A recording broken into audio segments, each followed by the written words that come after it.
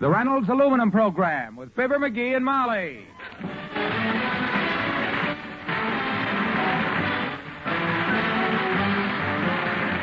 The Reynolds Metals Company, makers of Reynolds Aluminum, presents Fibber, McGee, and Molly, transcribed.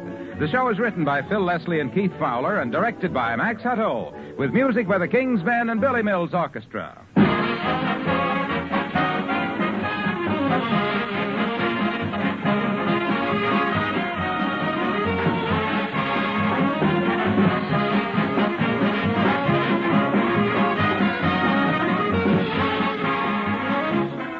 A common friendly question these days is, how's your garden doing? Well, we hope it's doing great. There's nothing like fresh from the garden salad greens and vegetables. But if you pick too much or pick it too soon, be sure you keep that right from the garden freshness in Reynolds Wrap, the pure aluminum foil. For loose garden produce like leaf lettuce, make an envelope of Reynolds Wrap. Lay one square on top of another, double fold and press tight around three sides. Slide your crisp, dewy, fresh greens in the open end. Then fold over that end. They'll stay fresh for days in your refrigerator. For young carrots, beets, and so forth, just wrap them in bunches. Remember, it's the loss of moisture that makes vegetables wilt. Reynolds Wrap is absolutely moisture-proof. Stock up tomorrow. Standard 25-foot rolls, 75-foot jumbo economy rolls, also heavy-duty Reynolds Wrap, half a yard wide. Get the original and genuine, made by the world's largest producer of aluminum foil, the Reynolds Metals Company.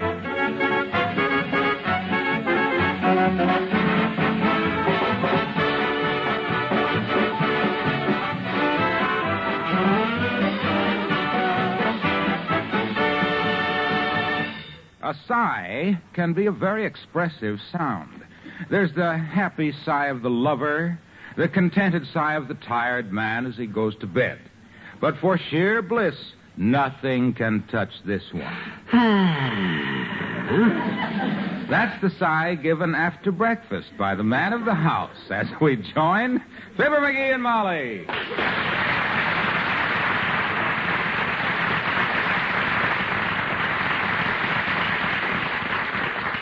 That was a great breakfast, Molly. Glad you enjoyed it, dearie. I've been eating your fried eggs every morning for 25 years, and I still like them better than anybody's.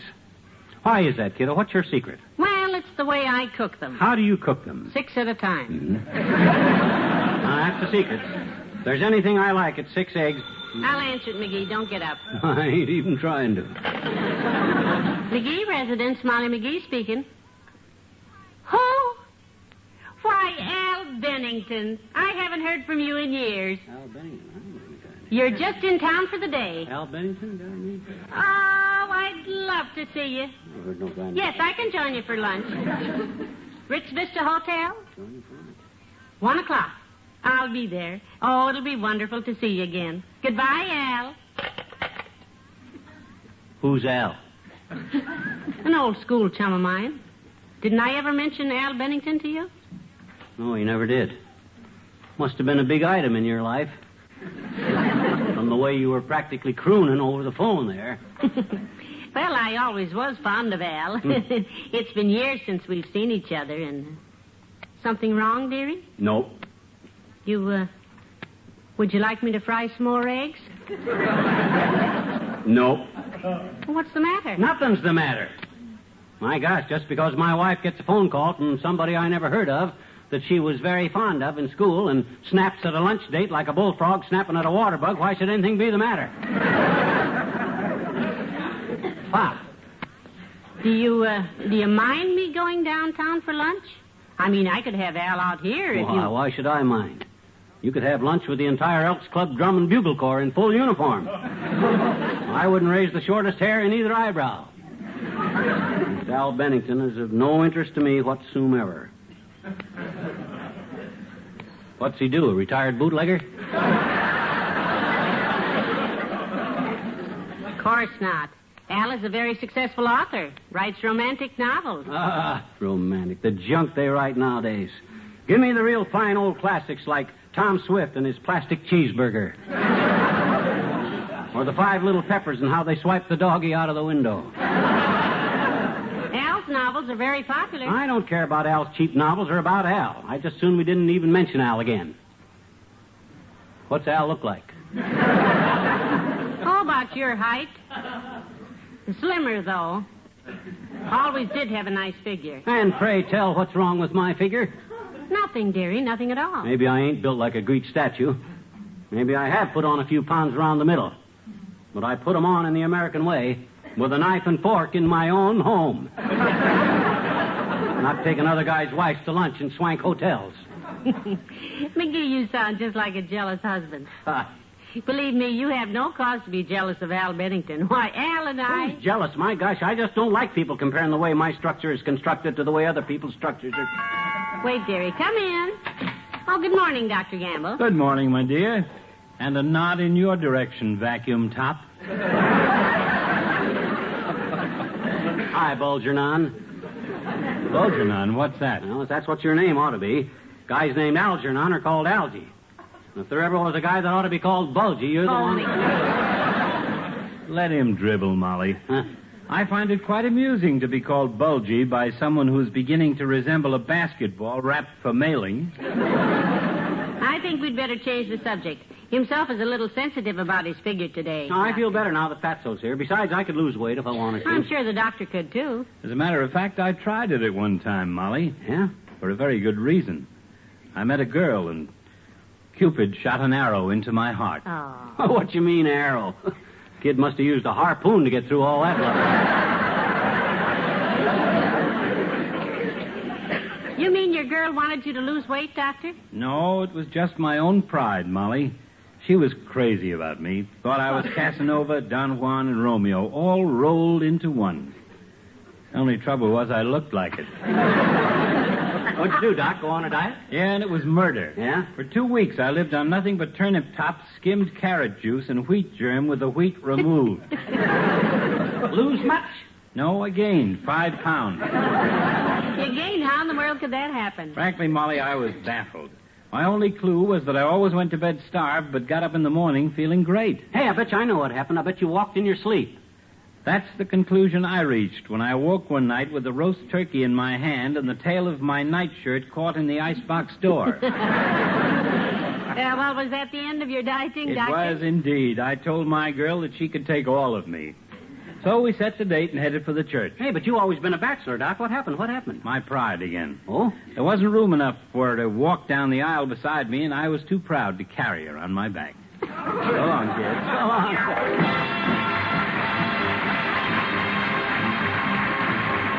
Billy Mills and the orchestra and Big Mamu.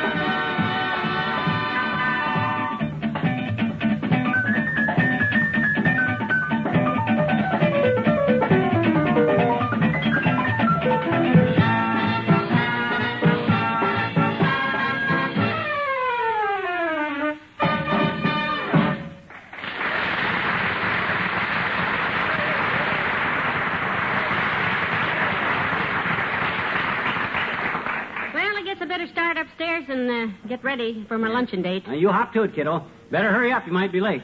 You only got 2.5 hours. Well, I do want to look my best when I'm going to lunch at the Ritz Vista, you know. Oh, sure. Big deal. Poof.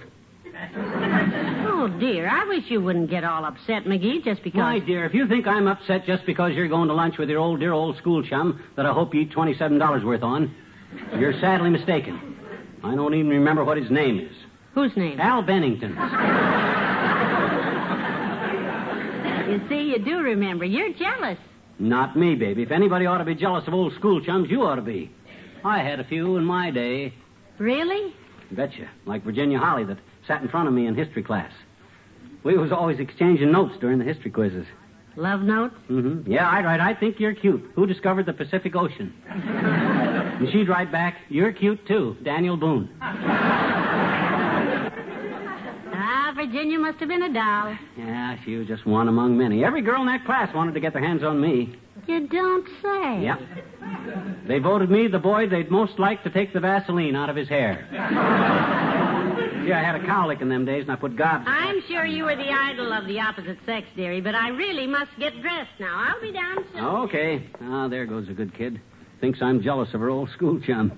And she's so right. By George, I ain't going to let her know how much I'm... Hello, pal. Oh, hi, Junior. Hey, what's the matter with you, pal? You sound a little gloomy. Oh, some guy named Al that Molly used to go to school with called her, and she's going to have lunch with him down at the sump room at the Woods Vista. Well, that's perfectly harmless, pal. Gee whiz, you don't have to worry about Molly. You're not jealous, are you? You said it, I'm jealous. Doggone it, I never been up against anything like this before, Hilo. I don't know what to do. Should I run away from home? Or should I just leave her a note and go throw myself in the Fairgrounds Lagoon? At the shallow end, of course, among the lily pads. Well, I know what I'd do if I were you. I'd give her the old romantic treatment. Romantic treatment? Mm-hmm. Pitch a little woo at her, boy. Be so attentive and affectionate to her that she'll never give a thought to anybody else again. Get gooey, huh? Right. Look, go out to Dugan's Lake tonight. Take Molly out in a boat. An aluminum boat.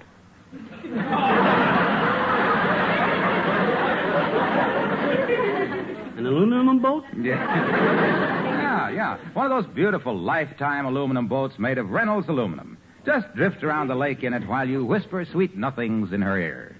Wouldn't the sweet nothings mean nothing in a wooden boat? Pal, this is the woman you love. For her, the best. Yeah, that's right. Aluminum. A lifetime aluminum boat with the hull stamped out in one solid piece. That's the thing to take her out in, pal. Rust-proof, seamless, leak-proof, everlasting aluminum. Is it okay if I take my mandolin along? It's wood, but it sounds like aluminum. Sure. Take it along.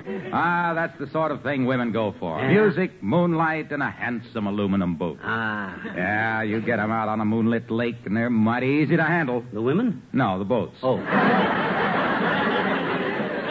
Boy, how the women love those aluminum boats. Yeah. They're strong and sturdy, but they're light as a feather. Without a bit of effort, you can hold them in your arms. The boats? No, the women. Oh. Makes them feel romantic, drifting around the lake in a bright, modern, lifetime aluminum boat. And boy, how they can travel. When you take a paddle to them, pal, they go. The women? No, the boat. Oh. That's why I say take Molly out in an aluminum boat, which needs no care. Because the women we love deserve the best we can give them. What would we do without them, pal? They're mankind's greatest gift. The boats? Yes. Oh. And they're really wonderful with outboard motors, you know. If you take a lifetime aluminum boat and an outboard motor on your vacation, pal, you'll really love it. Because Hey, look, Junior, I'm not going on a vacation. I'm making Molly forget a guy named Al, remember? Oh, yeah. Worked so good, I forgot him myself. Yeah. Well, anyhow, that's how I'd handle this thing. Yeah? Yeah. The average man can make a woman think he's the handsomest, most charming guy that ever lived if he gives her the treatment I suggested. Just an aluminum boat and a mandolin will do it, huh? Well, in your case, it might take a steam yacht and a pipe organ. So long, pal.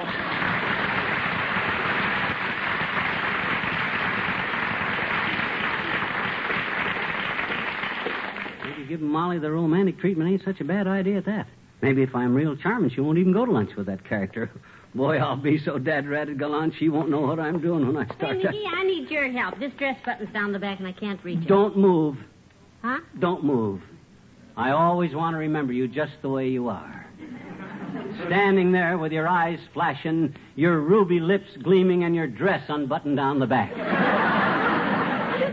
Heavenly days, what's this all about? Oh, just a small tribute of my esteem to a lady I'll always be esteemed up about. Well, thank you. I'm deeply grateful. Deeply flabbergasted, too. You know I always been yours to command, my dear. Would you like me to yank a fistful of stars out of the sky, or chuck some rose petals around for you to trample on, or perchance skin a grizzly bear and bring you its hide fresh with dew? Name the task, Tootsie, and I'm your boy. I've already named it. Button me down the back. Seems kind of tame, but okay. Don't leave us let this moment die, kiddo. Leave us let it last forever. You here beside me, and me here beside you, with nobody besides us beside us. I'll spend the day whispering sweet nothings into one ear and singing I'm a ding-dong daddy from Dumas into the other. Well, it sounds wonderful, dearie, but some other time. I've got to keep my lunch date now with Al Bennington. Am I buttoned? Yeah, you're buttoned. Thank you. Look, McGee, why don't you come along and have lunch with us? You'd like Al, and Oh, I'm sure that you... no, sir. It's very kind of you to invite an outsider to your touching little reunion, my dear, but no thanks. This little piggy stays home. Well, I've got to go finish putting on my makeup. If you change your mind, let me know. I stand here pouring my heart out to her, buttoning her up like a Parker House roll. Hoping she'll call off her date, and what happens? Come along with us, she says. You'd like Al, she says. Boiled in a barrel of crankcase drainings, I'd like Al. George, if I ever said Come in. Oh, hi, Ole. Well, hello, McGee. You by yourself? Where's your missus? No, she's upstairs, Ole. Getting dolled up to go meet some guy she used to go to school with. He's taking her to lunch at the Ritz Vista. And doggone it, I'm worried. Right. They have very good food at the Ritz Vista. Not the food, Ole. I'm worried because she's going out with another guy. Oh, that's silly, McGee. She wouldn't care about another fella when she's got a husband like you. You sure? Well, sure, I'm sure. Just look what a good-looking fella... Well, just look how much money... Well, just look what a fine physique... And no wonder you're worried. It's nothing to make jokes about, Ole. Well, who's making jokes? Well, gee whiz, you never had this kind of trouble at your house. I'll bet all the years you've been married, your wife never even looked at another guy. That shows what you know. Yeah? One time my missus had a terrible case on a fella. Uh-oh. Went to see him every day while I was at work. No kidding. Spent my hard-earned money on him, too. My gosh, what'd you do about it? I knocked off 10 cents a day from her allowance. 10 cents? Missus, I say, I won't stop you from seeing Clark Gable every day, but by golly, you cut out the popcorn. Well, that ain't exactly the same kind of a... Gee, I'm all ready. Oh, hello, Ole. Hello, missus. My, ain't we dressed up today? Yes, I have a luncheon date. McGee, I'm going to the beauty shop for a hairdo first, and from there to the hotel. Our date is 1 o'clock, so why don't you meet me in the lobby and have lunch with us? I'd like Al. Oh, no, not me. I'll just sit here in this empty house and wait. Alone. Well, I've got to rush, McGee. I'll miss you, dearie. Yeah. You missed him that time, too, missus. You better took another run at it. Well, she went. Yeah. Quick, watch her out the window, Ole. Why should I watch her? Go on. It's a nice dress she's got on that's buttoned crooked in the back, but when you see one dress buttoned crooked, you've seen them all, McGee. Let me know when she's out of sight. As soon as she's gone, I'm going to beat it down to the hotel ahead of her. I'll hide around the lobby and see what this Al Bennington guy looks like. Oh, I wouldn't care if he looks like Clark Gable, McGee. You shouldn't do that. What do you mean? She's your own missus, McGee. You just gotta trust her, that's all. Huh? Any fella that don't trust his mistress don't deserve to have one. Yeah, but gee whiz, Ole... Besides, I can't go with you anyhow. I gotta go home and fix the screen in the living room. Fix the screen? Is it busted? No, but it will be. What you mean? My missus tells me they got a Clark Gable picture on the television tonight. That's the screen I'm gonna fix. Huh? I'd kick the living daylights out of the thing. I'd bust it in 90 million... Now, wait a minute.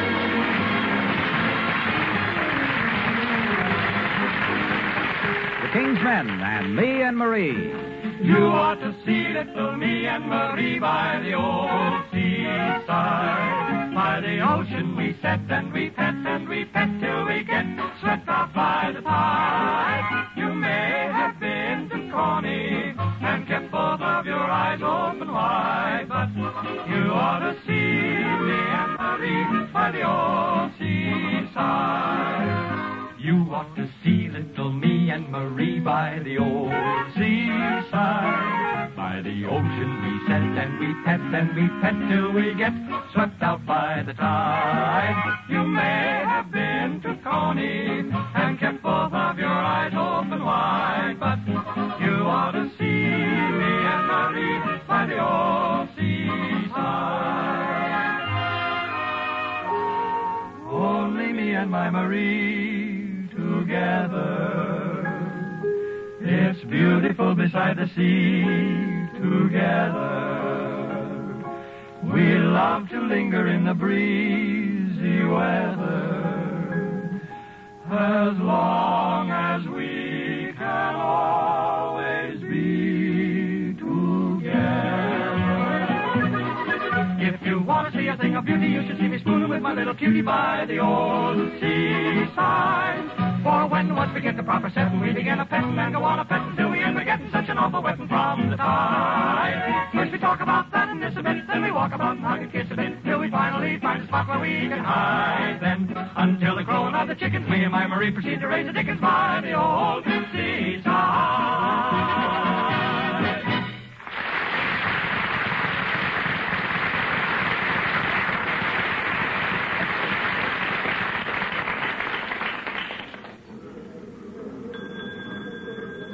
Hotel sure is packed today.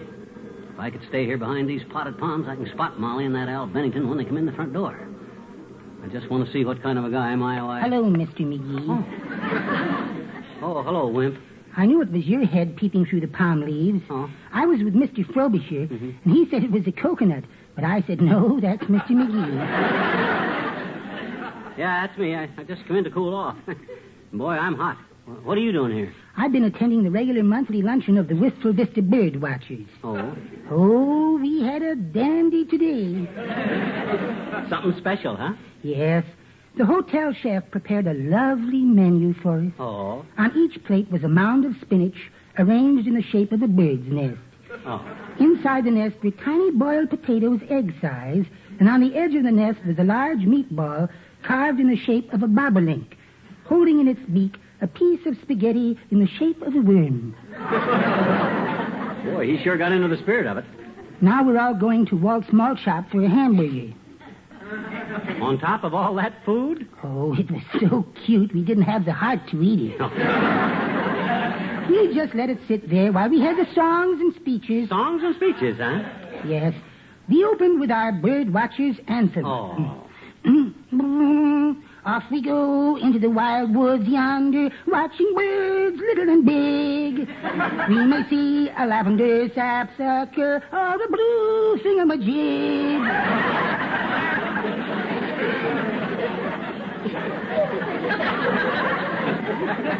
Boy, that song ought to go places, Wimp. Maybe you ought to go with it. I knew you'd like it. After the anthem, Mr. Frobisher delivered an address on buzzards. Do they really fly high down in Mobile? This was followed by a humorous reading from Mrs. Clatterhatch entitled, Who Put the Aureole in Mrs. Murphy's Camisole? Boy, you really lived it up today. Then I spoke. Oh, you spoke. My talk was on the habits of the northern South Dakota bentbeak. The bentbeak? Yes. The bentbeak is a bird with remarkably keen hearing. Oh? It can hear worms crawling deep in the ground, even under a concrete sidewalk. No fool. When it hears a worm under a concrete sidewalk, it doesn't stop to consider, but just hauls off and pecks away. Wow. Hence the name, bentbeak. Well, I must join the other bird watchers, Mr. McGee. Goodbye. Yeah, so long, Walt.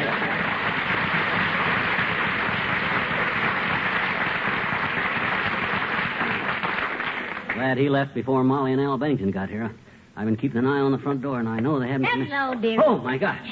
Hey, how'd you get in here? Through the side door while you were watching the front.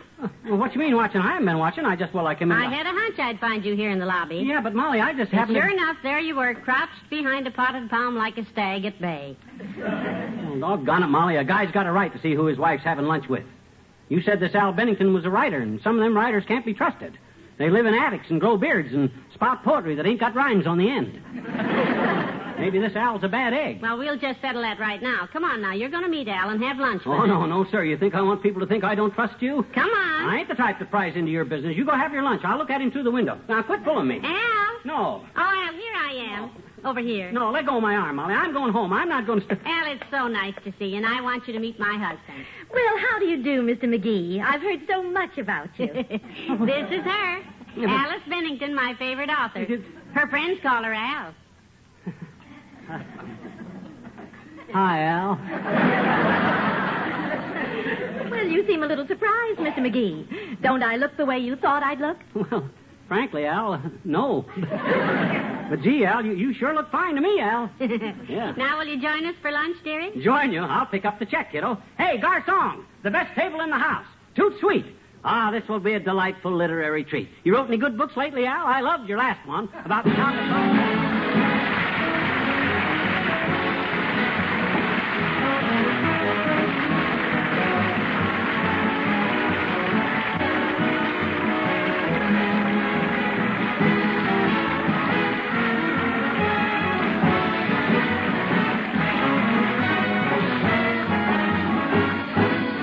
Fibber and Molly will be back in a moment. This year, the Ford Motor Company is celebrating its 50th anniversary.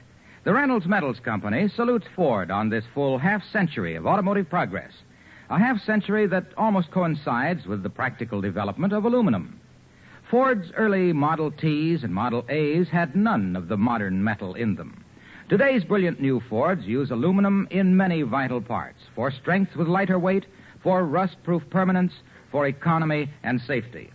An even more striking demonstration of aluminum is Ford's experimental car, the Continental X, on which Reynolds engineers have worked closely with Ford engineers in developing many new aluminum features. The Continental X contains more than 400 individual aluminum parts compared to 20 or 30 in the average car on the road today. That's Reynolds aluminum, made by the Reynolds Metals Company, pioneers of progress through aluminum.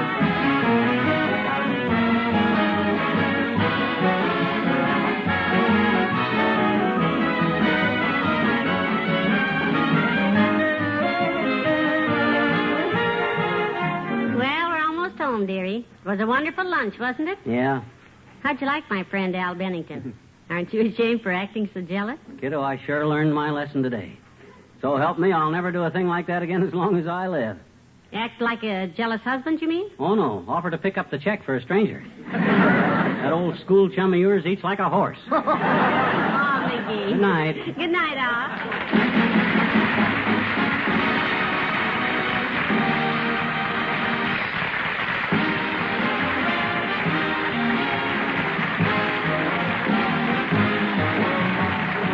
Metals Company, pioneers of progress through aluminum, has brought you Fibber, McGee, and Molly, transcribed with Bill Thompson, Arthur Q. Bryan, Dick LeGrand, Paula Winslow, and me, Harlow Wilcox.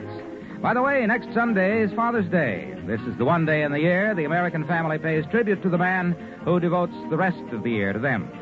Don't forget to show him that he is appreciated. Sunday night is also the time to see Mr. Peepers, starring Wally Cox on NBC television. And be sure to be with us again next Tuesday night. Good night.